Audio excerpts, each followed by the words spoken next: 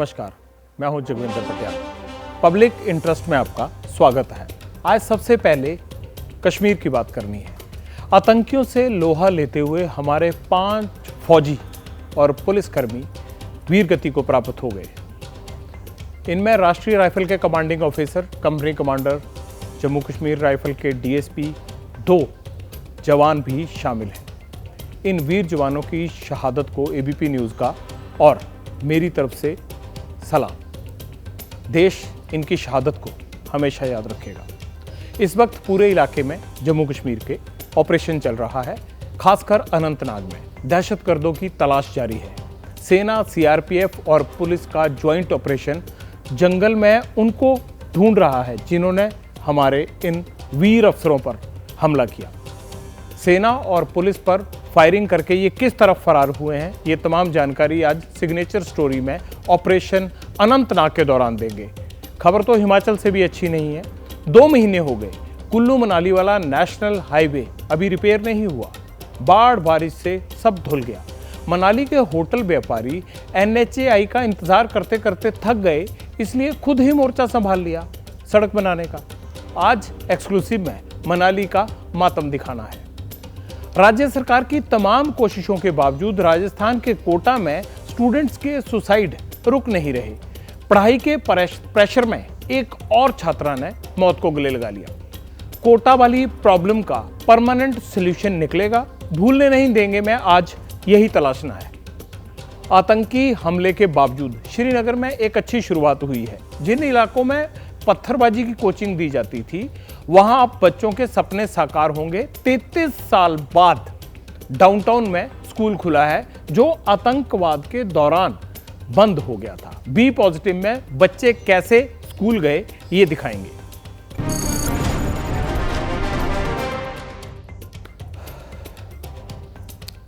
राष्ट्रीय राइफल्स के commanding officer colonel Manpreet Singh अपने मेजर आशीष के साथ और एक जवानों की टुकड़ी को लेकर आतंकवादियों को ढूंढने के लिए अनंतनाग के जंगलों में निकले। जम्मू कश्मीर पुलिस के डीएसपी हुमायूं भट्ट भी अपने सिपाहियों के साथ उन्हें फॉलो कर रहे थे। अनंतनाग के कोकरनाग में जंगल को पार करके ये टीमें गदूल एरिया के हिलोरा गांव के पास पहुंची कि घात लगाकर बैठे आतंकियों ने इन पर गोलियों की बौछार कर दी। आतंकी ऊंचाई वाली जगह पर थे, ऊंची पोजीशन पर थे, लिहाजा जवानों को एम्बुश करना आसान था उनके लिए। सेना के सुरक्षा बलों के साथ मिलकर जवाबी फायरिंग की। दोनों तरफ से गोलियां चली और कई घंटे चली। इस हमले में सेना के 2 अफसर, जिनमें कर्नल मनप्रीत और मेजर आशीष शामिल हैं, शहीद हो गए। जम्मू कश्मीर पुलिस के डीएसपी हुमायूं भट्ट पूरी तरह जख्मी हुए। इलाज के दौरान अस्पताल में उनकी भी मौत हो गई। इन 3 अफसरों के अलावा 2 जवान भी वीरगति को प्राप्त हुए। इस हमले की सूचना मिलते ही श्रीनगर में हमारे रिपोर्टर आसिफ कुरैशी को हमने तुरंत कोकरनाग पहुंचने को कहा। आसिफ वहां ही हैं, अभी भी वहीं हैं और वहां से लगातार जानकारियां भेज रहे हैं। अब भी सुनिए। वो पहाड़ियां हैं जो रात के अंधेरे में तो दिख नहीं रही हैं, लेकिन इसके बीच में सैकड़ों की संख्या में सुरक्षा बलों के जवान इस समय फैले हुए हैं और उन मिलिटेंट्स को तलाश कर रहे हैं जिन्होंने इस हमले को अंजाम दिया। सुरक्षा बलों को जो जानकारी मिली थी उसके आधार पर यह ऑपरेशन शुरू किया गया था, लेकिन कुलगाम में हुए हमले की बिल्कुल छाप इस हमले में भी देखी जा सकती है कि जिस तरीके से सुरक्षा बलों को निशाना बनाकर टारगेट किया गया और खासतौर पर अफसरों को निशाना बनाकर टारगेट किया गया, वो कहीं ना कहीं ये दर्शाता है कि हाईली ट्रेन्ड मिलिटेंट्स का एक ग्रुप इस पूरे क्षेत्र में फैला हुआ है जो सुरक्षा बलों को इतना ज्यादा नुकसान पहुंचा रहा है। दोपहर से हम ये सारी घटना को देख रहे हैं, लगातार तस्वीरें आ रही हैं, मन बड़ा दुखी है। ये हमला हुआ कहाँ, अनंतनाग में किस जगह पर आतंकवादियों की तलाश चल रही थी, वो हम आपको ग्राफिक्स के जरिए दिखाएंगे ताकि आपको समझने में आसानी रहे। ऑपरेशन कहाँ हुआ देखिए।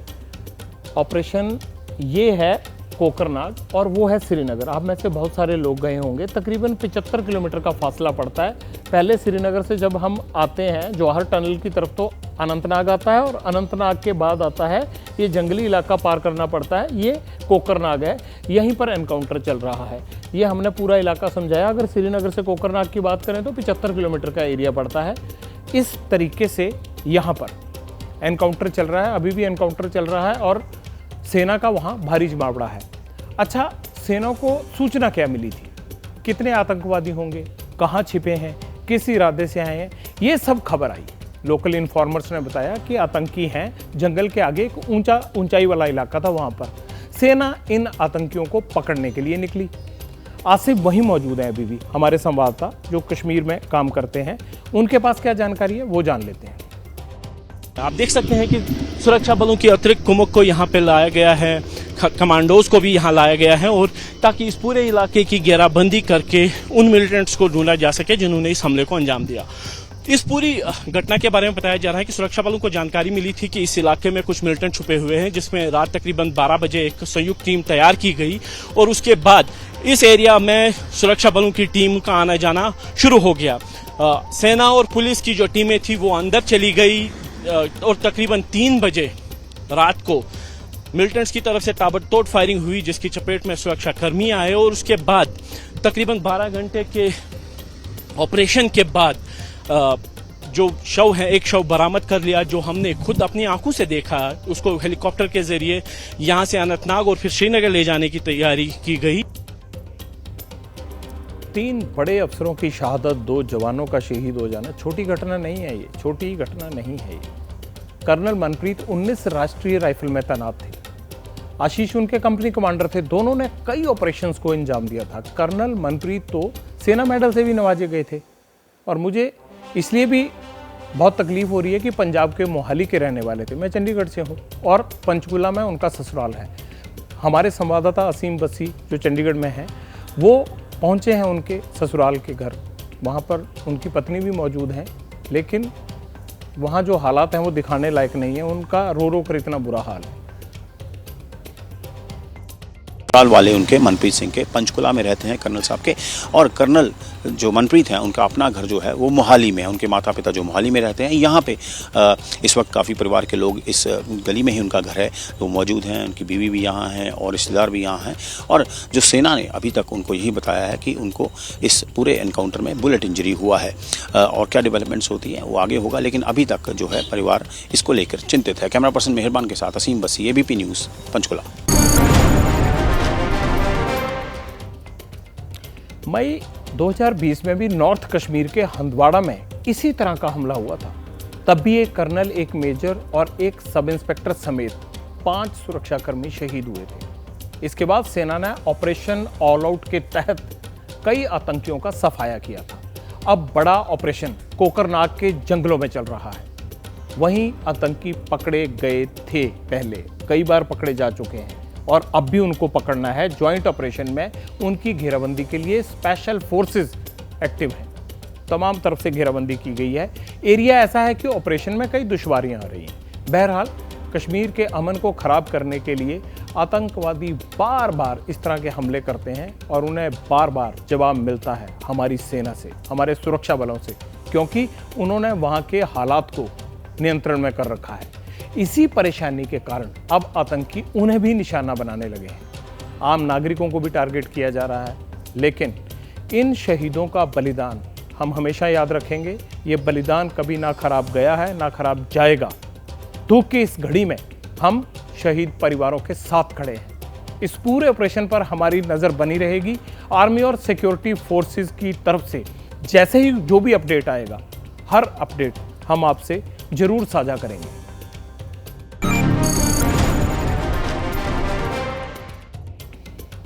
कश्मीर की वादियों में मातम है। दुख हिमाचल के हिल स्टेशंस पर भी कम नहीं हुए हैं। टूरिज्म पर सारी आर्थिक दशा और दिशा टिकी हुई है हिमाचल की, लेकिन मॉनसून में हुए भारी नुकसान के बाद मनाली का टूरिज्म कारोबार पूरी तरह से चौपट हो गया है। अगर सड़क ही नहीं चलेगी तो टूरिज्म कैसे चलेगा? सितंबर बीतने वाला है और अक्टूबर के बीच में ही विंटर सीजन शुरू हो जाता है। और विंटर सीजन में क्या होता है? सब लोग निचले इलाकों से पहाड़ों की तरफ जाते हैं। जब सरकार और NHAI पर सड़क मुरम्मत करने के लिए, उसे ठीक करने के लिए कोई असर नहीं हुआ, कोई उम्मीद नहीं बची, तो यकीन मानिए इन लोगों ने क्या किया। ये लोग खुद ही निकल पड़े सड़क को रिपेयर करने के लिए।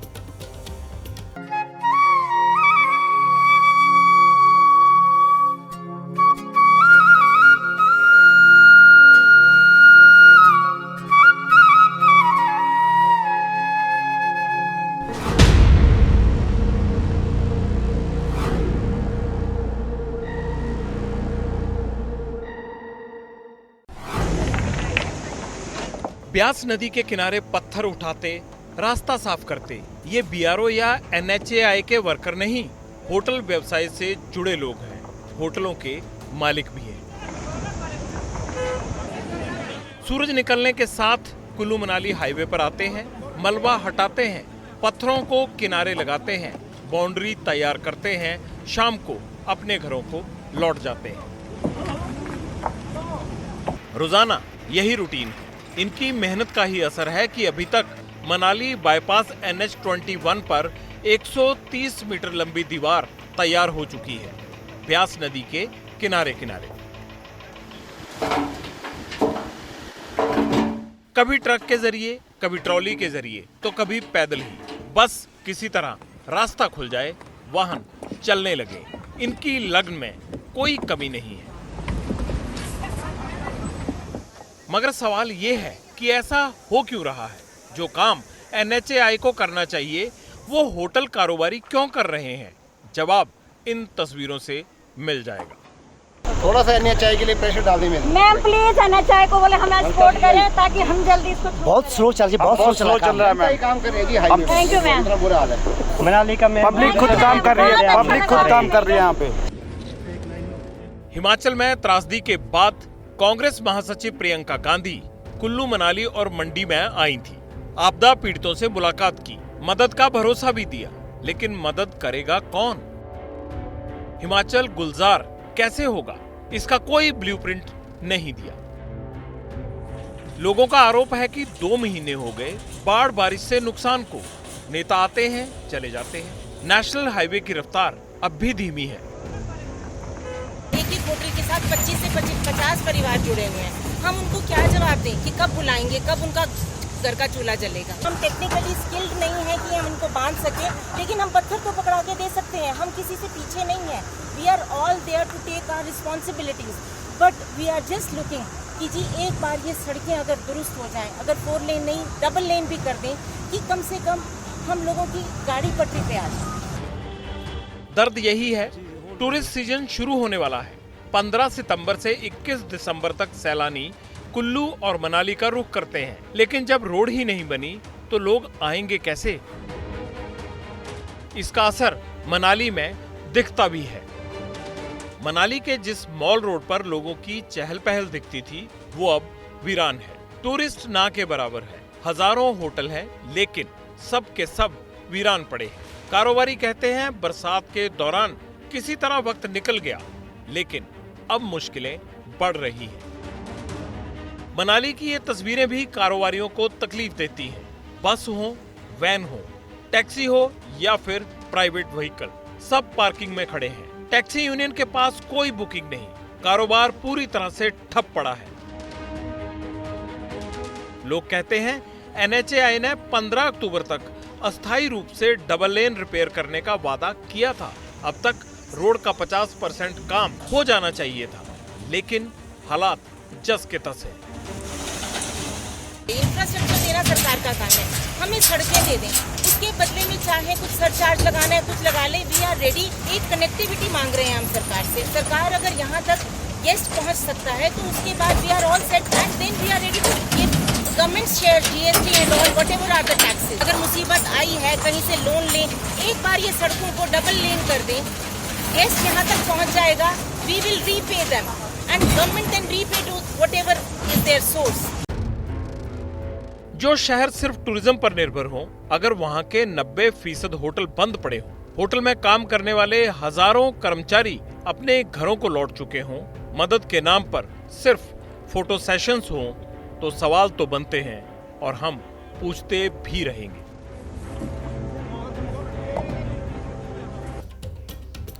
सरकार को और NHAI को ये रिपोर्ट देखने के बाद इन होटल मालिकों की और कारोबारियों की मदद के लिए मनाली जाना चाहिए। मनाली में पर्यटन कैसे लौटे, सैलानियों के आने का रास्ता साफ कैसे हो, क्योंकि मसला ना सिर्फ टूरिज्म सेक्टर के नफे नुकसान का है, बल्कि 20,000 चूल्हों का भी सवाल है जो मनाली के दम पर ही जलते हैं।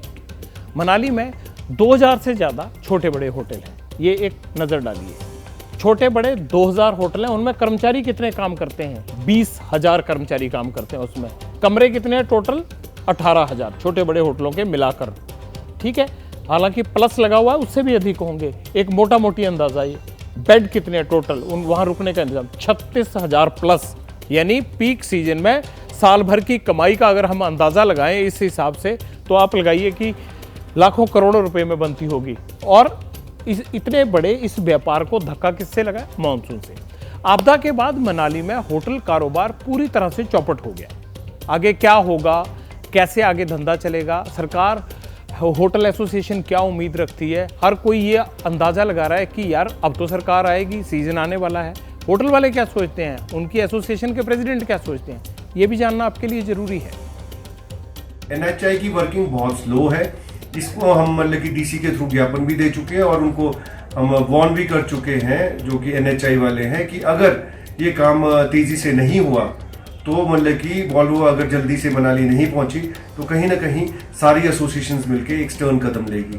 कहीं ना कहीं उसके बाद हल्की तेजी तो दिखी है, बट वो तेजी जो 2 महीने पहले से चलनी चाहिए थी, जो कि मतलब कहीं ना कहीं खत्म थी, वो तेजी इनकी NHI की देखने को भी नहीं मिली।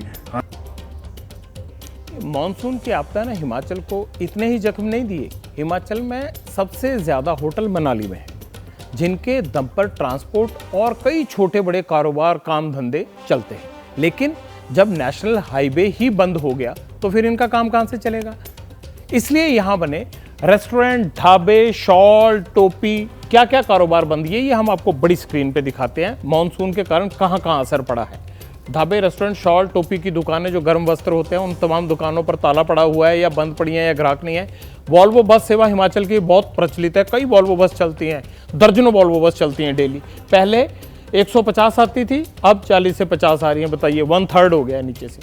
2022 में पर्यटक कितने आए? मनाली की बात कर रहे हैं, वहां पर आए 22 लाख प्लस, और उनमें विदेशी कितने थे? 4,000। 22 लाख प्लस आए एक साल में। मनाली को कितना नुकसान हुआ है? 283 करोड़ रुपए का नुकसान हुआ है मनाली को, अंदाजा लगाइए आप। सड़कों को कितना नुकसान हुआ? वहां की अंदर की सड़कों को, पूरे हाईवे को नहीं, 51 करोड़ का वहां अंदर की सड़कों को नुकसान हुआ है, जिनको रिपेयर करने की कोशिश कर रहे हैं ये होटल वाले। और होटल वालों को इसलिए आगे आना पड़ा है क्योंकि इनको लगता है कि कब तक सरकार का इंतजार करते रहेंगे। हालात कब और कैसे सुधरेंगे, लोगों को राहत मिलेगी? हमने हिमाचल के PWD मिनिस्टर विक्रमादित्य सिंह से भी ये पूछना जरूरी भी था, क्योंकि मुद्दा पब्लिक इंटरेस्ट का है। सड़कें प्रदेश के अंदर बंद थी। आज की डेट में मात्र 50 सड़कें ऐसी है प्रदेश के अंदर जो बंद है, और उनको भी वॉर फुटिंग के ऊपर हम खुलवाने का पूरा प्रयास कर रहे हैं। गडकरी जी, उनसे भी मैं दिल्ली में आके मिला था, और वो हिमाचल भी आए थे। हिमाचल में आके उन्होंने पूरा सर्वे किया है, and he has assured that a sum of around 300 crore will be given particularly for इन सड़कों को वापस बहाल करने के लिए जो है वो दिया जाएगा। हमने जो NHI के चेयरमैन हैं और जो मॉर्थ के सेक्रेटरी हैं, उनसे भी मिलना है इसी विषय में, और उनसे हम निवेदन करेंगे कि इसको फास्ट ट्रैक किया जाए।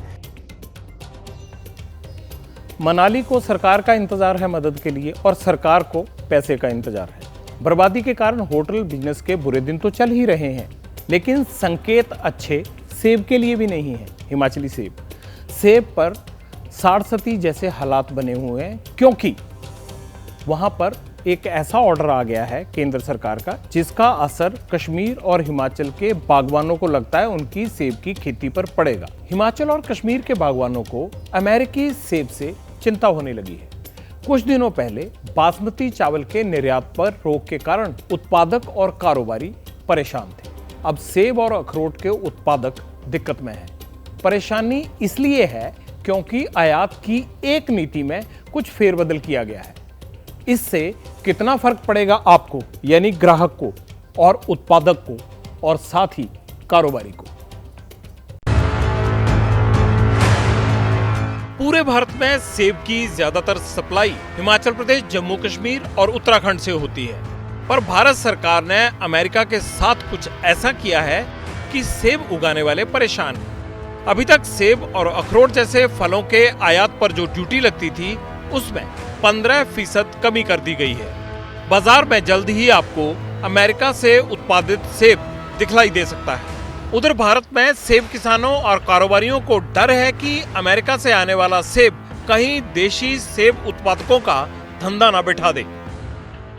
जब ये इंपोर्ट ड्यूटी घटा दी गई है, इससे लगभग 600 से 700 रुपए का नुकसान 20% घटाने से निश्चित रूप से हिमाचल प्रदेश के किसानों बागवानों के ऊपर होना है। दर्द जम्मू कश्मीर के किसानों में भी है। उन्हें भी लगता है कि अमेरिका सेब और अखरोट धंधा चौपट कर सकता है। हमारे साथ सरासर नाइंसाफी है कश्मीरियों के साथ। हमारी मशत की रीढ़ की हड्डी थी ये अखरोट, बादाम, सेब वगैरह।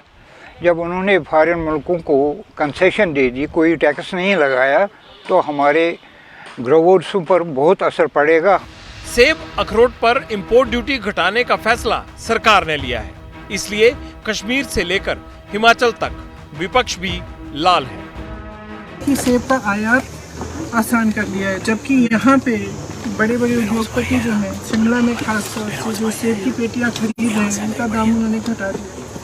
मतलब कि यहाँ के किसानों को कम मिल रहा है। आपदा से वैसे भी नुकसान हुआ है, उनकी मदद करने के बजाय आप अमेरिका के किसानों की मदद कर रहे हैं। सरकार के एक इस फैसले से जम्मू कश्मीर की मईशत की खुदा न खास्ता कमर टूट जाएगी। तो मेरी यही है गुजारिश है मरकजी सरकार से कि इस पे नज़रसानी करें। और ऑलरेडी जम्मू कश्मीर के लोग बहुत मुसीबत में हैं, यहाँ की इक्तिसादी हालात बहुत ख़राब हो गए हैं। इस किस्म का फैसला जो है उसको वापस ले लें। इस मुद्दे पर सरकार ने सफाई दी है कि देश के किसानों के हित सुरक्षित हैं। अमेरिकी सेब पर 50% इंपोर्ट ड्यूटी जारी है। सभी विदेशी सेब पर यह इंपोर्ट ड्यूटी लागू है। सिर्फ अमेरिकी सेब से 20% अतिरिक्त ड्यूटी हटाई गई है। अमेरिकी सेब पर पहले से एक्स्ट्रा इंपोर्ट ड्यूटी नहीं थी। 2019 में विदेशी सेब पर 20% एक्स्ट्रा ड्यूटी लगाई गई। ये अमेरिका पर भारत का पलटवार था, क्योंकि अमेरिका ने भारत के स्टील और एल्युमिनियम उत्पादन पर 25% तक ड्यूटी बढ़ा दी थी। लेकिन अब दोनों देशों के रिश्ते बदल रहे हैं, गहरे हो रहे हैं। दोनों देश इसके लिए कई कदम उठा रहे हैं। इन फैसलों का असर दिखना लाजमी है।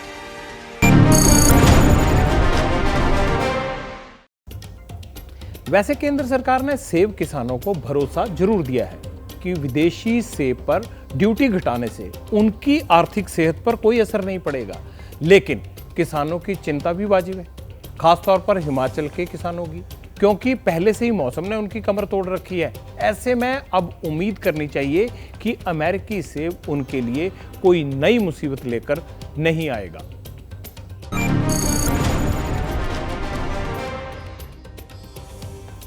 चलिए, अब परेशानी और चिंता तो उन माँ बाप को भी है जिनके बच्चे कोटा में कोचिंग करने जाते हैं, घर से दूर अलग रहकर डॉक्टर इंजीनियर बनने के लिए मेहनत कर रहे हैं। दुख की बात यह है कि राज्य सरकार की तमाम कोशिशों के बावजूद सुसाइड्स रुक नहीं रहे। एक और बच्ची ने फंदा लगा लिया, जिंदगी खत्म कर ली अपनी। सवाल है, सुसाइड का सिलसिला थमेगा और कैसे?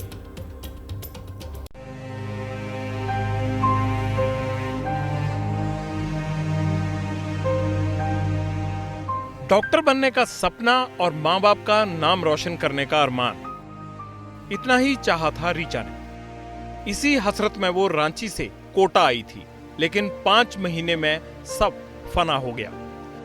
रीचा 12 सितंबर को फांसी पर लटक गई। 16 साल की रीचा ने ऐसा क्यों किया? पुलिस वजहों का पता लगाने में जुटी है, लेकिन इतना सच है कि कोटा की किलर फैक्ट्री में एक बार फिर मातम है। फिर एक होनहार ने अपनी जान दे दी। तो खबर क्या मिली? हैंगिंग करके डेथ हुआ, कैसे हुआ? हैंगिंग से हुआ। तो खबर क्या मिली? हैंगिंग करके डेथ हुआ, कैसे हुआ? हैंगिंग से हुआ। कोटा में स्टूडेंट्स के बढ़ते सुसाइड का मामला बहुत गंभीर है। पूरे देश के लिए ये विचलित कर देने वाली बात है। रीचा की आत्महत्या की खबर राजस्थान के सीएम तक भी पहुंची। ये स्थिति जो बनी हुई है वो दुखद है। हम सारे वो कदम उठाना चाहेंगे जिससे कि स्थिति नहीं बने, क्योंकि कोचिंग वाले प्रबंधक, उनके पर्यावरण का मामला है, माहौल क्या कॉलेज के अंदर, क्या माहौल हॉस्टल के अंदर, इन सब की स्टडी करवा रहे हैं। हम लोग काउंसलिंग करवा रहे हैं, एक्सपर्ट जो है के उनसे बातचीत कर रहे हैं। तो क्या रीचा की मौत के पीछे भी कोचिंग संस्थान और परिवार का दबाव है? क्या साथी स्टूडेंट से कम मार्क्स आने का अवसाद अनमोल जिंदगी पर भारी है?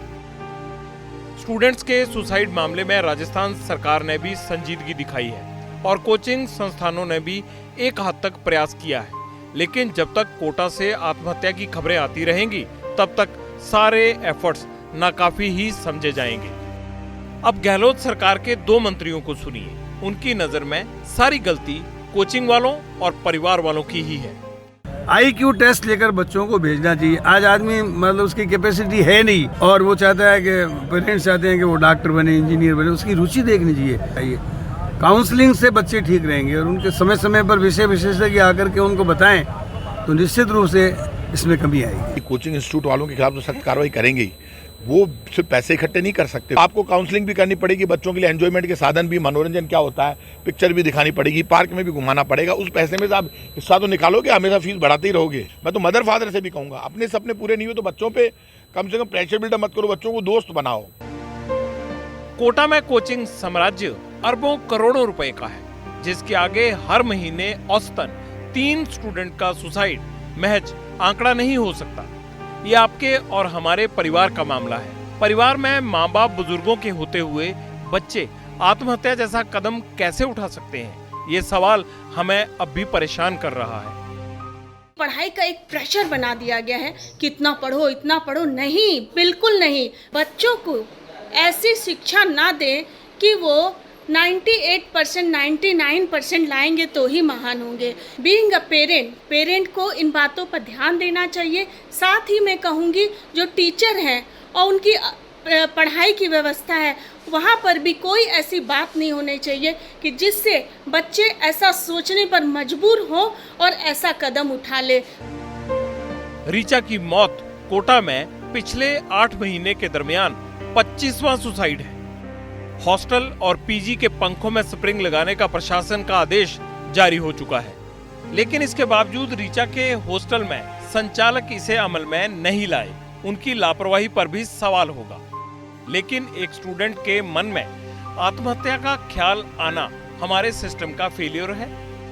सच में इससे पल्ला नहीं झाड़ा जा सकता।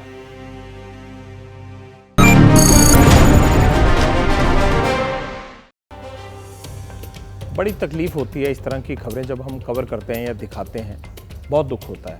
आप भी जरा सोचिए, जरूर सोचिएगा, बार बार कहता हूं जरूर सोचिएगा। पब्लिक डिमांड में अब वक्त हो गया है खबरों के रैपिड राउंड का, और ये हम पब्लिक डिमांड में पब्लिक इंटरेस्ट में दिखाते हैं। इसमें वो खबरें हैं जिनमें आपकी दिलचस्पी है और आपके लिए जरूरी है। चलिए देखते हैं फटाफट रैपिड राउंड।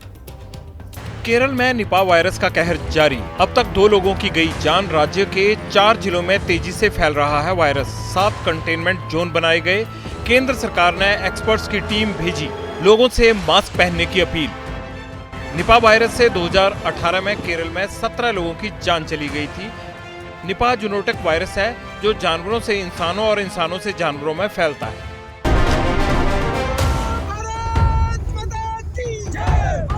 जम्मू कश्मीर के राजौरी में सेना का बहादुर लैब्राडॉग कैंट शहीद। नरला इलाके में आतंकवादियों से हुई मुठभेड़, आर्मी डॉग ने आतंकवादियों से लड़ते हुए अपने हैंडलर को बचाया।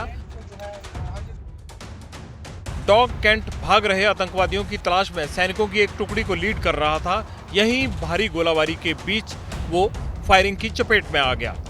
सोशल मीडिया पर देश दे रहा है कैंट को श्रद्धांजलि।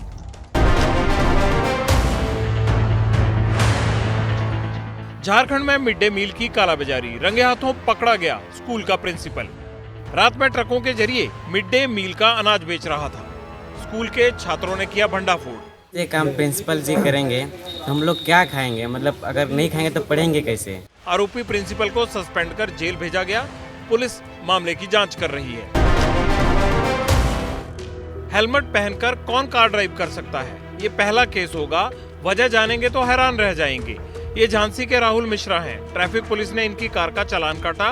क्यों, ये जानिए। मैं कार को बिना हेलमेट के ड्राइव कर रहा था, ऐसा अपराध मेरा बताया गया उस चालान के माध्यम। इससे त्रस्त होकर कि आगे से ऐसे मुझे चालान ना हो, मैं हेलमेट लगाकर अब कार को ड्राइव करता हूँ। तो ये कहाँ से और कैसे, किस प्रकार से ये त्रुटि जो हुई है, ये मानवीय त्रुटि है, किस प्रकार की त्रुटि है, इसको चेक करा लेते हैं और चेक करा के इसमें जो भी होगा इसको ठीक कराया जाएगा। राजस्थान के भरतपुर में एसएचओ पर चढ़ा नेता बनने का खुमार। वर्दी वाली फोटो में छपवाए पर्चे, बीजेपी से मांगा टिकट, विभाग ने दिए कार्रवाई के आदेश। थाना प्रभारी प्रेम सिंह ने स्टाइलिश फोटो खिंचवाए, धौलपुर जिले की बसेड़ी सीट से मांगी टिकट, वर्दी के दुरुपयोग के लगे चार्ज। तालीम तकदीर बदल सकती है और कलम क्रांति ला सकती है। जहां 3 दशकों तक पत्थरबाजी होती थी, वहां कैसे 33 साल बाद शिक्षा के फूल खिले। चलिए ब्रेक के बाद फिर खबर के सिलसिले को आगे बढ़ाते हैं। हिंसा और आतंकवाद जहां भी पैर फैलाते हैं, वहां सबसे पहले समाज का कौन सा हिस्सा शिकार होता है? जो सबसे मुलायम तबका होता है, जैसे बच्चे।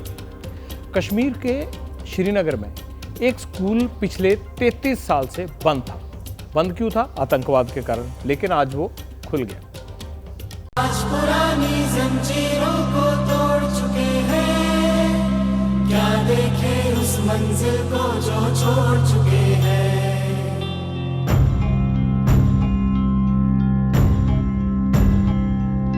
चांद के दर पर जा पहुंचा है आज जमाना, नए जगत से हम भी नाता जोड़ चुके हैं। 33 साल के लंबे इंतजार के बाद श्रीनगर का ये स्कूल खुला है। डाउनटाउन का ये डीएवी स्कूल स्टूडेंट से गुलजार हुआ।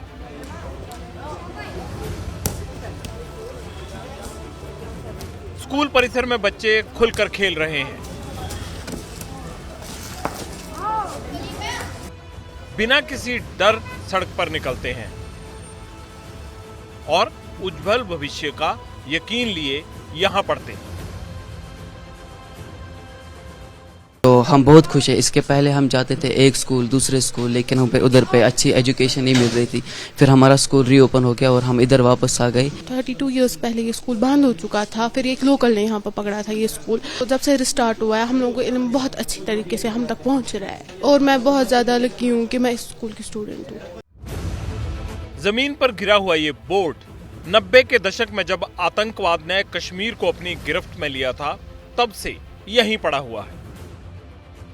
लेकिन आज वक्त और हालात बदल चुके हैं और इसका पुख्ता सबूत है स्कूल का खुलना और बच्चों का यहाँ लौटना। 3 दशक बाद जो स्कूल खुला है, उसमें कक्षा 7 तक 35 स्टूडेंट का नामांकन हुआ है। आर्य समाज ट्रस्ट का ये स्कूल श्रीनगर में तरक्की का एपी सेंटर बनकर उभरा है। अभी यहाँ पर 2 स्कूल चल रहे थे आर्य समाज के, जिसमें से एक डीएवी रैनावारी है और दूसरा डीएपीपी, और तीसरा ये हमारा भी अप्रैल से स्टार्ट हुआ है स्कूल। तो हमारा मकसद यही है, हमारा एम ऑब्जेक्टिव यही है कि इन बच्चों को अभी कम रोल हमारे पास अभी काफी कम है, लेकिन हम चाहते हैं इनको क्वालिटी एजुकेशन देना, और क्वालिटी एजुकेशन के साथ साथ हम चाहते हैं इनको पूरा ओवरऑल पर्सनालिटी का डेवलपमेंट इनका चाहते हैं। ये बदलाव मामूली नहीं है। इतने साल बाद जहां बंदूक और दहशत के दम पर स्कूल बंद करवाए गए थे, आज वहीं बदलाव की बयार बह रही है। 7 नए शिक्षकों की भर्ती भी हुई है। आतंक और अलगाव का समर्थन करने वाले कट्टरपंथी ये जानकर तिलमिला जाएंगे कि स्कूल मैनेजमेंट को स्थानीय लोगों का भी पूरा सपोर्ट है। आने वाले दिनों में जैसे जैसे बच्चों की संख्या बढ़ेगी, शिक्षा के जो और भी ज़्यादा यहाँ पे सिस्टम्स हैं वो इंस्टॉल किए जाएंगे, और स्कूल में बिल्डिंग की ज़रूरत है, इंफ्रास्ट्रक्चर की ज़रूरत है। और 33 साल तक बंद रहने के बाद एकदम से शुरू करना भी अपने में एक मौजूदे से कम नहीं, लेकिन अब इसको आगे बढ़ाने की ज़रूरत है, जिसमें ना सिर्फ समाज बल्कि प्रशासन और सरकार को भी आगे आकर इनकी मदद करनी पड़ेगी। कैमरामैन अरशद हुसैन के साथ आसिफ कुरैशी, एबीपी न्यूज़, श्रीनगर।